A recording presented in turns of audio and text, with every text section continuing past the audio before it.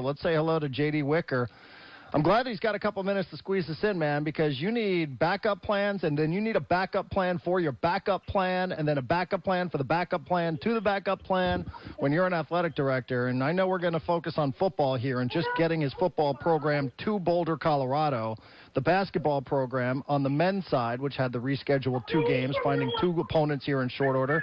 I'm sure I'm missing a bunch of other sporting events as well. J.D. Wicker joining us on Xtra 1360. Good afternoon, J.D. How are you? Good morning, Darren, or good afternoon, I guess. I'm doing great. It's nice to be back in the warmth of Southern California and getting ready for hopefully a football game on Saturday against Colorado State in Carson. Hopefully, yes, just like you drew it up. Absolutely, 1,000% right. J.D., before we get rolling on any specifics for San Diego State, do you have any comment on the USA Today report that the 49ers were considering playing at Sdsu Stadium? Got a good chuckle out of it. I have no idea where they came up with that. Folks I would assume in the state of California and around know that we've already started demoing the stadium, so I'll just chalk it up to somebody not doing their homework. Fair enough. John David Wicker joining us on Xtra 1360. I don't know what chapter of your book last week will be, but, man, how do you describe everything that you had to deal with, from the football program to the men's basketball program? I'm sure I'm missing some reschedules, J.D. What was last week like for you as an athletic director? Definitely something I haven't done before. It was, working with the conference, working with the Pac-12, working with the University of Washington, working with University of Colorado to finally get, a game in place. And we had been working on it, since Tuesday as far as Colorado. And so we had the charter already lined up. We had hotel. We had bus. We had everything ready to go to Boulder. If USC ended up doing what a lot of people thought was going to happen, was that they were going to end up not being able to play. So at that point, it was, really Thursday night when I got the call at about 6. It was just, confirming, okay, we're going to do all of these things. And, in the midst of that, you're hosting a 4-team MTE, and that required testing every day. And then our women went to Vegas to play in a tournament there, which they had a nice start to the season, a close loss with UW and then beat Lamar, but they had their own challenges with some things getting over there. So, it kept us busy. I would say so. You mentioned Thursday. Thursday's Thanksgiving. At what stage of you with Thanksgiving dinner are you when you have to start pivoting from Washington to Colorado and getting your team to Boulder? Well, so we had already done that on Tuesday. We knew we were going to go to Boulder or we were staying home. So literally, I had just finished dessert when Merton Hanks at the Pac-12 called to say USC was indeed not going to play. And at that point, it was reaching out to Mike May to get ready for the press release to go out, and then reaching out to Brady to notify the team that we would be leaving the next morning, going to Colorado, which they knew there was that opportunity, and then getting all the other players set up to, again, confirm with the charter company, confirm with the hotel, confirm with the bus company, the testing company that would be testing us on game day, all those different elements, just calling, confirming that they were actually going to happen Thursday night about 6. There you go. Happy Thanksgiving to J.D. Wicker. Brady Hoke apparently said this morning on with Costa and Richards that it wasn't just Washington, Colorado. The week began with Fresno State, although as you told us last Monday, you sort of sense that one was very not likely to happen. But also mentioned New Mexico and Tulsa. Is that right, J.D.? I mean, were there other irons in the fire there? I mean, you guys were searching high and low, it sounds like, for a football game. Yeah, it was looking at New Mexico and I'm trying to think who else in the league. Potentially, I think it was Wyoming, because UNLV had been off the week before and Utah State had been off the week before. So New Mexico and and Wyoming were their 2 opponents. So those were potentials if those 2 schools had to miss another week. I did reach out to the American Athletic Conference about Tulsa, who lost their game, I believe, with Houston But at the end of the day, we had kind of gotten to a point where it looked like Colorado was going to happen, and I never actually talked with Rick Dixon, the interim AD there. We just traded messages. So, yeah, I mean, we were looking for a game. We wanted to play last weekend. You know, we've had 6 opportunities. We've managed to play 6 games. Right now, our testing from yesterday, as far as I know, I think we were still pending 1 or 2 results, but we were, you know, good on testing from yesterday. And Colorado State's been back practicing. So we're looking forward to playing, you know, Saturday against Colorado State up in Carson. J.D. Wicker joining us on Extra 1360. That you had dealt with the University of Washington. The way it's written in The Athletic, J.D., it suggested that because you had already started dealing with a Pac-12 school, that your name was out there for the possibility, the eventuality, that USC would cancel against Colorado, and it helped pave the way for you guys to go from playing in Seattle to go into Boulder. Did you feel like that was the case as well, that once you were sort of in the conversation as a Pac-12 opponent, even though it wasn't the one that we were talking about a week ago, that it became easier for you guys to get the game in Boulder because you were talking to Washington? Yeah, I mean, we basically took the contract that had been drawn up for the Washington game and just transferred it to Colorado, put it on their letterhead, changed Washington to Colorado, and used that as the contract for our game. And it's, I think, you know, both institutions had worked with the conference as far as, you know, what the guarantee payout was, and we had, you know, one guarantee to play the game, but we also had a guarantee that if, you know, on Thursday, if they would have come back and said, okay, USC is going to play Colorado, we still would have received a guarantee to help offset our costs, because at that point we would have had, you know, probably at least had to pay for at least 25% of the charter. We would have had some costs at the hotel that they would, you know, that they had to incur to get staffing set up and to buy food and things like that. So we had a guarantee either way. So that was part of it. And again, we were the school that was out there, that was available, and talking to the conference early on. So I think that definitely helped as well. It's interesting in that conference, JD, they have a rule in place that a Pac-12 school needs to play another Pac-12 school if, in fact, there are two conference teams that are looking for a game. The Mountain West Conference doesn't have that rule. I don't know that Air Force ever was or wasn't part of your conversation as well, because Air Force and Colorado State had to cancel last weekend. What do you think of that rule?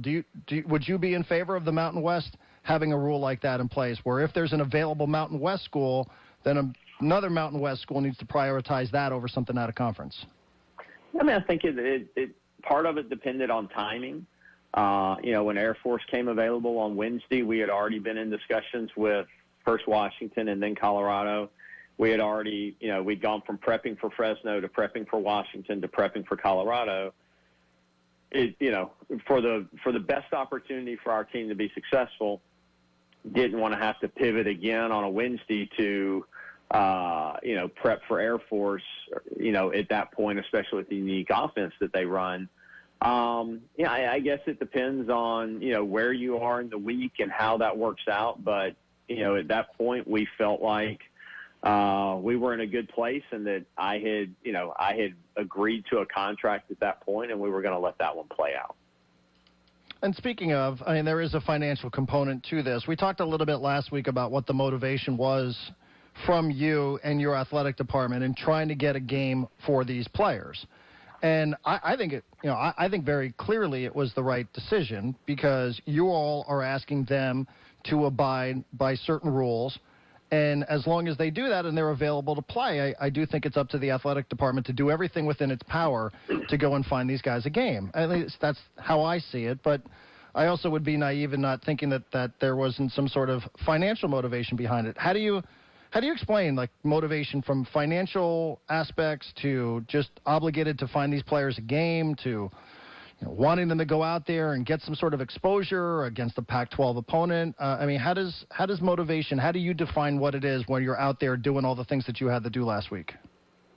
Yeah, I think, you know, a big part of it is we, as you mentioned, we have asked the student athletes to do a lot to ensure that they're able to play. So with all of the requirements that we put on them, we want to make sure we maximize their experience this year.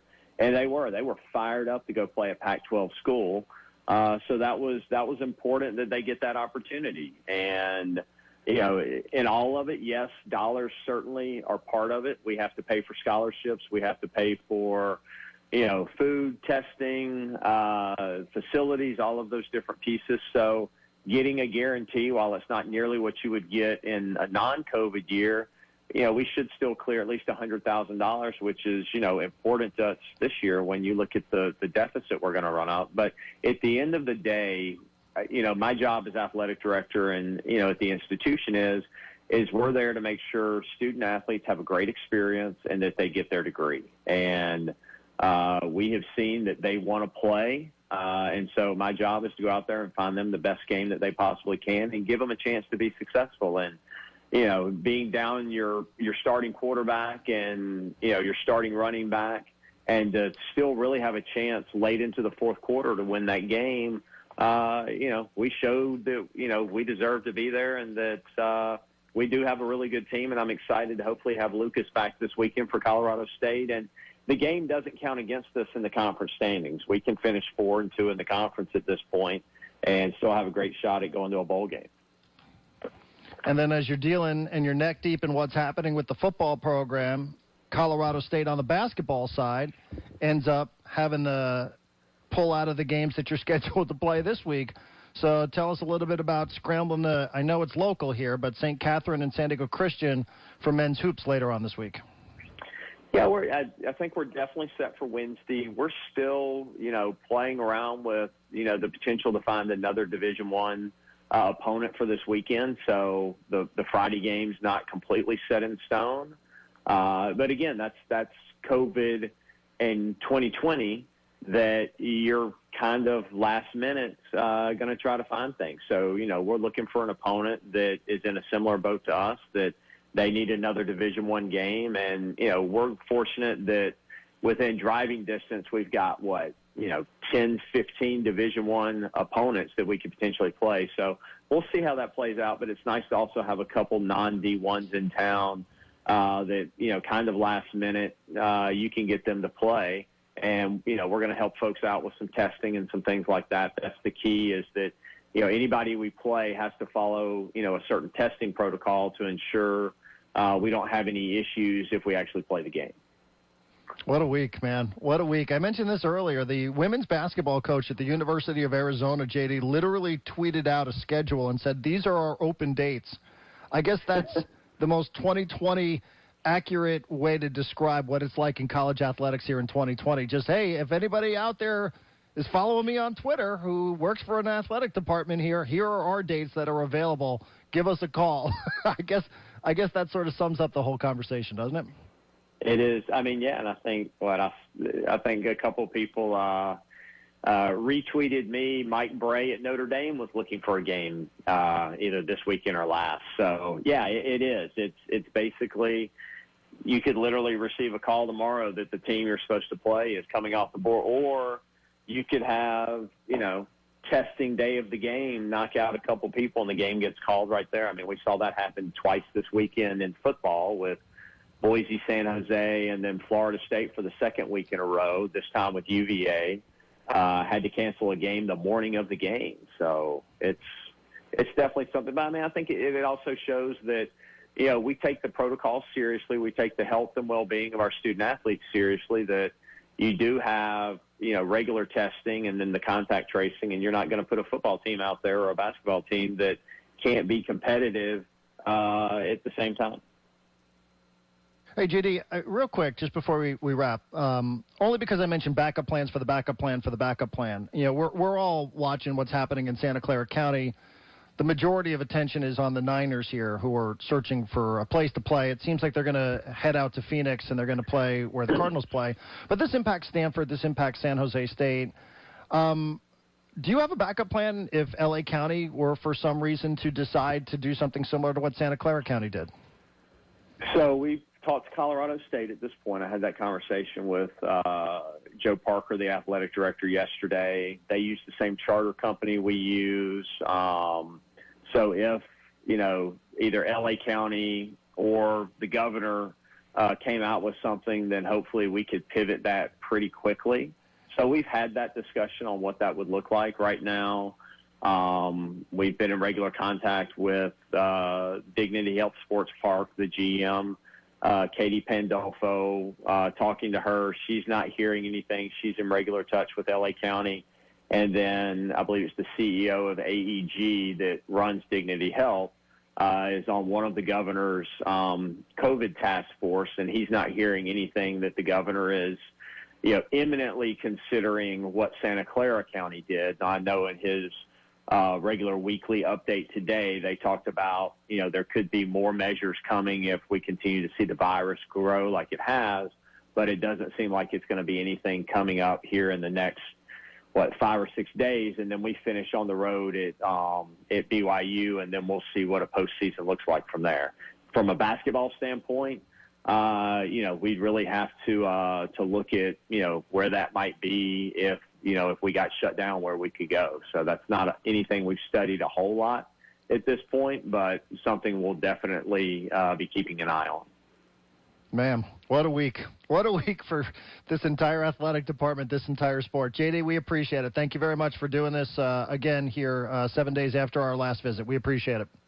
Absolutely, Darren. Appreciate it. Hope you had a great Thanksgiving, and stay safe and healthy, and go Aztecs.